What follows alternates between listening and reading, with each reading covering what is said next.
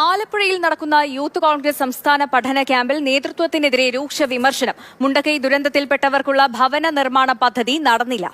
20 വീട് ഡിവൈഎഫ്ഐ പ്രവർത്തകർ പൂർത്തിയാക്കിയിട്ടും യൂത്ത് കോൺഗ്രസിന് തുടങ്ങാൻ പോലും ആയില്ല എന്നാണ് വിമർശനം ഉയരുന്നത്. പുനരധിവാസത്തിനായി 2,40,00,000 രൂപ KPCCക്ക് കൈമാറുമെന്ന് രാഹുൽ മാങ്കൂട്ടത്തിൽ വ്യക്തമാക്കിയിട്ടുണ്ട്. നമുക്ക് ആദ്യം പ്രതികരണം കേൾക്കാം. 2,80,00,000 ഞങ്ങൾ ടാർഗറ്റ് ചെയ്തിട്ടില്ല.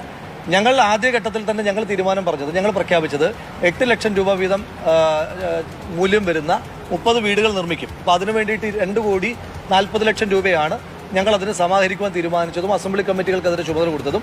അതിൻ്റെ ആദ്യഘട്ടം എന്ന നിലയിൽ 84 ലക്ഷം രൂപ സമാഹരിക്കപ്പെട്ടിട്ടുണ്ട്. ആ സമാഹരിക്കപ്പെട്ടതും മുഴുവൻ അക്കൗണ്ടിലൂടെയാണല്ലോ, വളരെ ട്രാൻസ്പെറൻ്റ് ആണ്. ആരും പണം കയ്യിലേക്ക് തരികയല്ല. എല്ലാ അസംബ്ലി കമ്മിറ്റികളോടും സംസ്ഥാന യൂത്ത് കോൺഗ്രസ് കമ്മിറ്റിയുടെ അക്കൗണ്ടിലേക്ക് നിക്ഷേപിക്കാൻ ആവശ്യപ്പെട്ടു. ആ പണം വളരെ ഭദ്രമായി തന്നെ യൂത്ത് കോൺഗ്രസ് സംസ്ഥാന കമ്മിറ്റിയുടെ പക്കലുണ്ട്. അപ്പോൾ കഴിഞ്ഞ ദിവസം KPCC പ്രസിഡന്റുമായിട്ട് ഞങ്ങൾ സംസാരിച്ചിരുന്നു. അപ്പോൾ KPCC അതുമായി ബന്ധപ്പെട്ട് ഭൂമി വാങ്ങി അതിൻ്റെ നിർമ്മാണ പ്രവർത്തനങ്ങളുമായിട്ട് മുന്നോട്ട് പോവുകയാണെന്ന് പറഞ്ഞു. അപ്പോൾ ഞങ്ങൾ പ്രോമിസ് ചെയ്ത 30 വീടിൻ്റെ പണം ഞങ്ങൾ KPCCക്ക് 2,80,00,000